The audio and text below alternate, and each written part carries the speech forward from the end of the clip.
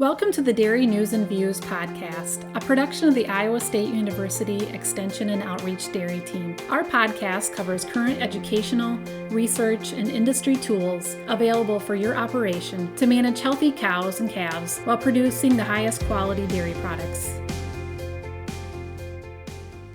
Welcome back to Dairy News and Views from Iowa State University Extension and Outreach. I'm your host, Jennifer Bentley, Dairy Field Specialist, along with our State Extension Specialist, Gail Carpenter. On today's episode, we're talking about how the Choose Iowa Dairy Innovation Grant is supporting both dairy labor efficiency and value-added dairy processing here in Iowa. And today we're joined by Sarah Canova, a team member from the ISU Creamery who recently received the grant to upgrade some on-site processing equipment that not only enhances product quality, but expands hands-on learning opportunities for students. So we're excited to dig into what equipment was added, how the process of the Dairy Choose Iowa Dairy Grant application took place, and learn a little bit more about the ISU Creamery. So thanks for joining us, Sarah. Yeah, thanks for having me. My name is Sarah Canova. I am the business manager of the ISU Creamery. We opened the ISU Creamery in 2020 with 6 flavors of ice cream and 5 student employees. And today, 5.5 years later, we have over 25 flavors of ice cream, 5 flavors of ice cream sandwiches, 3 varieties of cheese curds, 5 types of aged cheeses, and 20 undergraduate students that are trained every semester. We are housed in the Food Sciences Building here at Iowa State within the Seeker pilot plant. And our mission is to educate students, to support dairy entrepreneurs, and to increase our consumers' love for dairy through all the customers that we get to interact with in our retail store. I did not know you were up to 5 aged cheeses. That's a very exciting news. I apparently need to come by again. I haven't gotten cheese for a while, so yeah. And 25 flavors. I don't think I've had all 25 yet, so I have some work to do. Right? I don't know if my goal is to try all 25 because there's some flavors that I just love so much that I'm just happy. What's your favorite, Gail? Oh crap. I'm totally blank. There's one that's help me out. It's got cookie dough and it's a dulce de leche. Yes, championship Kaiven dough. Yes, Kaiven dough. Oh, that's my all-time favorite. Every time I see Kaiven dough, I'm just like, well, my decision's made. I love that. Yes. I also love the lavender one is really good. Sometimes if I want to mix it up a little bit. There's just a lot of good options. I don't know. My go-to is the sweet corn flavored one, the human-sized sweet cherry pie. It's just and buttery and another really good one. Yeah, I'm so sorry that you're closed because it's cold as we're recording. Yeah, for those of you that don't want to go get ice cream. Yeah. So yeah, for those of you that don't know, I guess I didn't know that was that when the temperature falls below 25 degrees, that's when you close just because you don't have enough flow through the creamery, right? As far as people coming in to buy. We just don't get enough foot traffic, but our production line is still running the second week of the semester through prep week. So if people are in the building wandering through, you can see our students making ice cream and cheese downstairs in the pilot plant. So you guys were a Choose Iowa Dairy Innovation Grant awardee in this previous cycle. So first of all, congratulations. Thank you. What motivated you guys to apply? What was the reason that you wanted to go for it? Yeah, so we had needed a bigger pasteurizer. So we previously had not been able to meet customer demand for our ice cream specifically.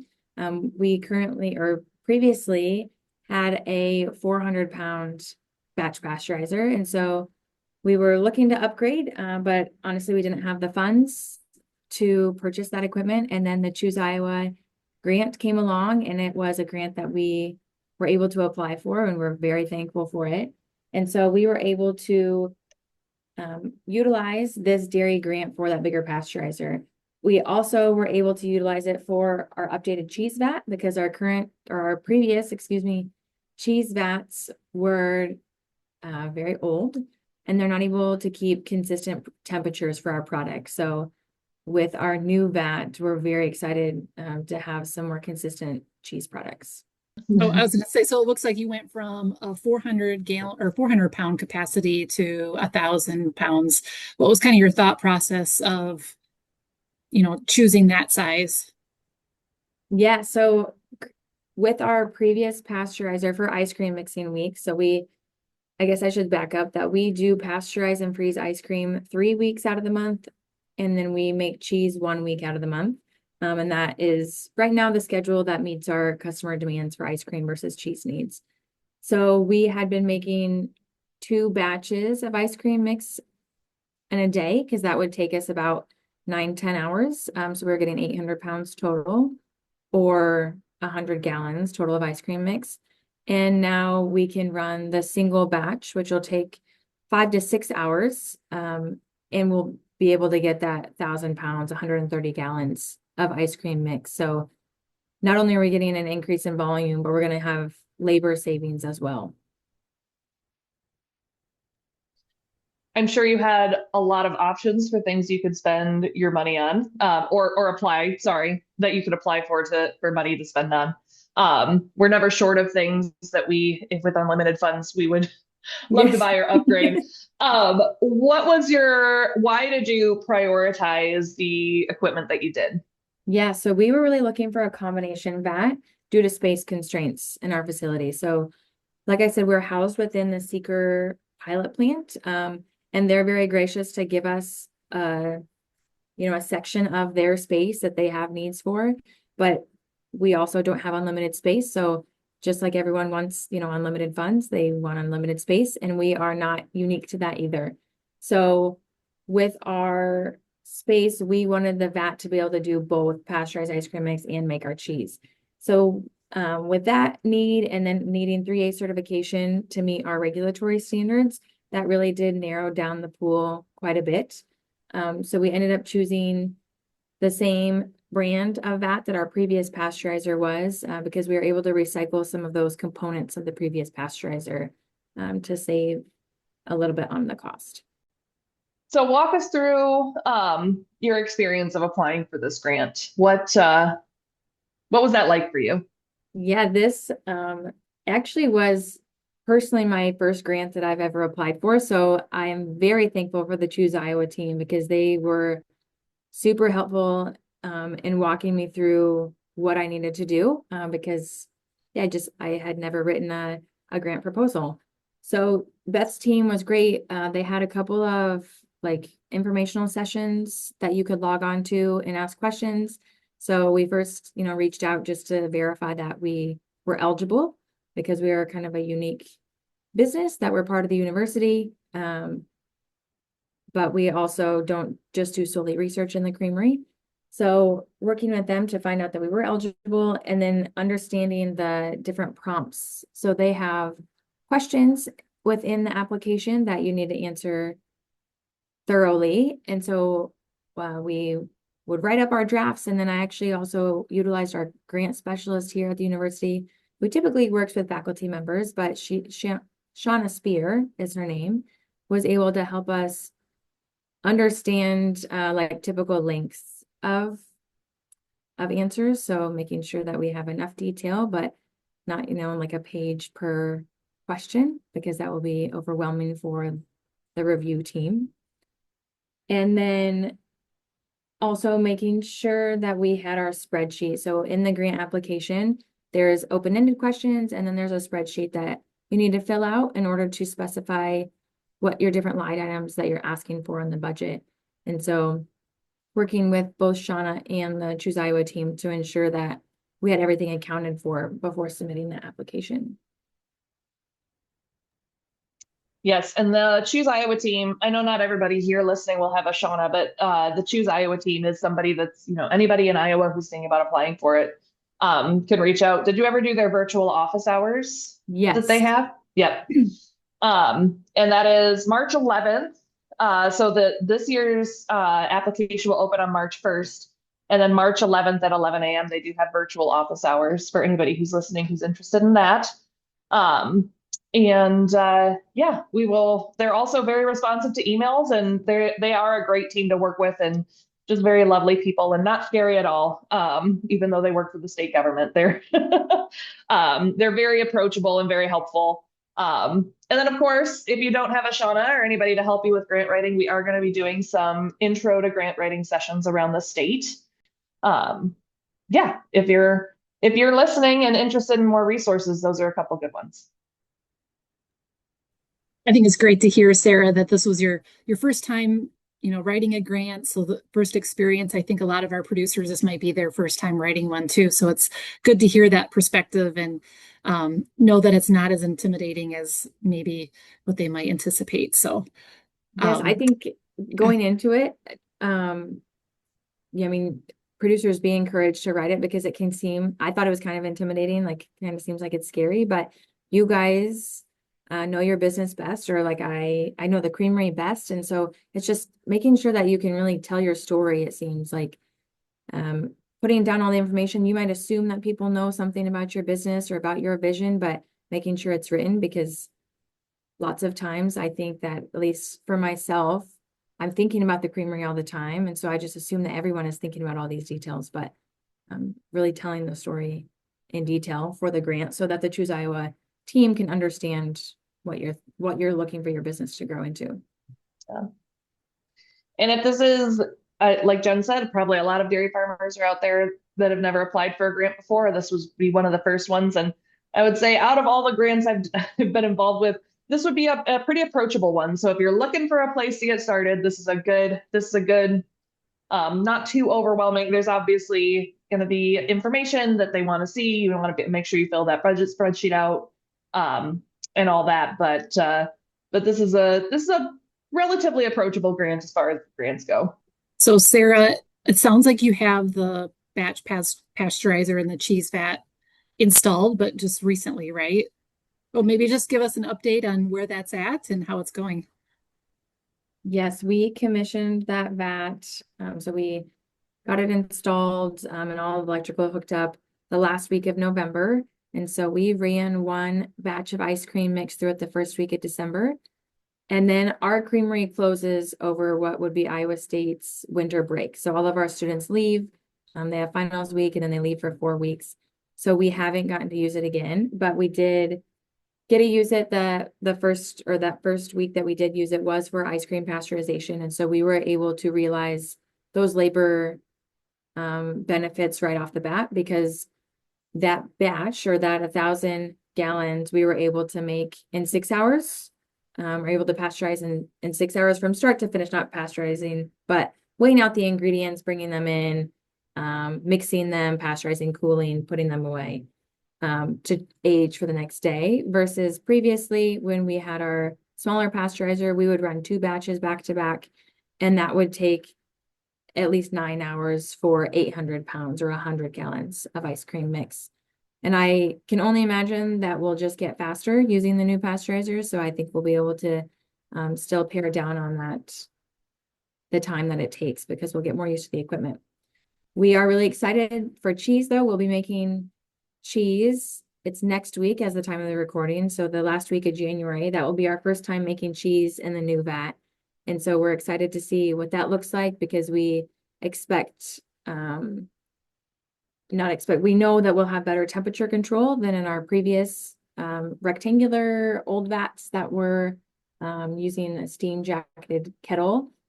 And then also it has set stirring and cutting mechanism that is automated. And so previously this was done by student employees. Now it is done by the machine. And so the students will learn how to set those settings in order to get, the different size of curds that we need in cheese making. I'm not sure where we want to go in the middle here. It's since it's so brand new. Is there anything else in there you want to hit with the business standpoint or the food safety compliance, anything like that? I just have written down that we do host entrepreneurs at the facility. So the entrepreneurs and the students will now learn on modern equipment that they would probably see in after graduation, or in their facility, versus our old cheese vats were probably not seen. The quality control, though, I mean, it's just for consistency. Yeah. Well, I could ask then, What sort of outreach do you have planned for with your new technology and your new investment? We do host entrepreneurs at our facility when they reach out and they want to learn how to make cheese making. So we're excited to continue with that and to be able to show them modern equipment that they would be able to have in their facility to have consistent products. We do have a cheese making workshop, actually, the February 16th and 20th in partnership with Midwest Dairy and the new dairy faculty, Dr. Dylan Liu. And so that will be in the creamery facility as well. And so those producers or those workshop registrants will be able to see our new pasteurizer and cheese vat. Yeah. So anybody who's listening right now, and is thinking about applying for an on-farm processing grant, I assume that those would be among the entrepreneurs who could come talk to you and see what's going on. Is that Yes, yeah, that that would accurate be to say? great. Yes. So what were some of the biggest challenges you faced? Were there anything that surprised you in the grant writing process, or any hurdles you had to jump over that you didn't see coming? The grant writing process was smooth because there were so many resources, but I learned a lot about commissioning new equipment. So I will know better for next time to ask about electrical needs. So going through the process of choosing the vat, it was my incorrect understanding that this vat would be plug and play. It would be delivered. We would just simply use even the same outlet and be good to go. But thankfully, we have a supportive department and Ruth McDonald to help us with that because that was not the case. So we had to rewire our space in the Seeker pilot plant to accommodate for the electrical needs of this vat because it has larger electrical needs than our previous one. It needed also a different cord outlet coming out of it, and then it's also a different height. And so we previously would wheel our high shear blender underneath our old pasteurizer to mix the ingredients within the pasteurizer. And we just had to do a couple equipment modifications to still make that process flow work. Nothing that's going to stop us from it, but it just took longer than we had originally anticipated because I didn't account for it when I purchased the vat. Honestly, that's something I probably wouldn't have thought to think about either. So any other words of advice for people as they're looking at that equipment installation process? What would you I guess you would have thought to look into electrical beforehand, but Yes, I think any just other lessons? double checking all the dimensions and Yeah. the specs, maybe having a triple set of eyes on those specs to walk through the equipment. Yeah. Were you working with did you know what model and what company you wanted to buy from or get the vat from? We were down to two different vats once we narrowed down for the combo vat and then the 3A certified. And then we did choose to go with the one that the company, it's Dairy Technology that we've had our previous pasteurizer from because of the parts that we could recycle to our new pasteurizer. Gotcha. Yep. Well, thanks for sharing that information, Sarah. As we kind of look towards the future, and we always have ideas in our brain of what's the next thing, right? So I know you're just getting started with this vat and getting it up and rolling, but do you have ideas or maybe some goals for long-term projects down the road that you're able to share? Yes, absolutely. So we're always looking to improve our product and or expand. Right now, this pasteurizer cheese vat will help us meet those customer demands and help us train more students in the modern dairy processing facility. But next, we are looking to incorporate a homogenizer into our ice cream process line. Currently, we don't homogenize our ice cream mix, and so for those ice cream processors who do, if you before you did maybe that your ice cream can be a little bit greasy, or with the high fat content without a homogenizer, you can get some grease particles in there. So we would like to incorporate that homogenizer to help with that attribute of the ice cream. And then after that, it would be more of a continuous flow freezer and automated packers, because right now we do use a batch ice cream freezer, and then student employees who hand pack cups, which is a great way for them to connect and talk with each other while they're hand packing. Just not as much food science or dairy food science learning happening while packing ice cream cups. Gail, any additional items or insights you need to share with the Choose Iowa Dairy Innovation Grant coming up? No, I guess I would just say if this is something that you're thinking about, keep thinking about it. It never hurts to apply. It never hurts to put your best foot forward on something like this. And yeah, it's potentially something that can be a good investment into any projects that you've been always wanting to do and just couldn't quite find all the funding for it. This can be a way to jumpstart some of that. So feel free to be creative and think creatively. If on-farm processing is something you've been exploring, or if you are an on-farm processor looking to potentially upgrade or expand, certainly keep this funding opportunity in mind. The Choose Iowa website has information about this grant on there. So it's chooseiowa.com/grants/dairy innovation is where you can find more about this upcoming program, and applications open March 1st. All right. Well, thanks for both of you for being on here today. I think it's exciting to see how these programs like the Choose Iowa Dairy Grant can support both our educational missions and the dairy industry innovation here in Iowa. These technologies and labor-saving tools have really come a long ways, and it's exciting to hear how farmers are implementing them on their operations. So we'll include some of the links that Gail and Sarah were referring to in our show notes here today. You can always visit our Dairy Extension team website, and of course follow the ISU Creamery Facebook page to learn about new flavors and new cheeses coming down the line. So again, thanks for listening to Dairy News and Views, and until next time, stay safe and stay connected. This institution is an equal opportunity provider.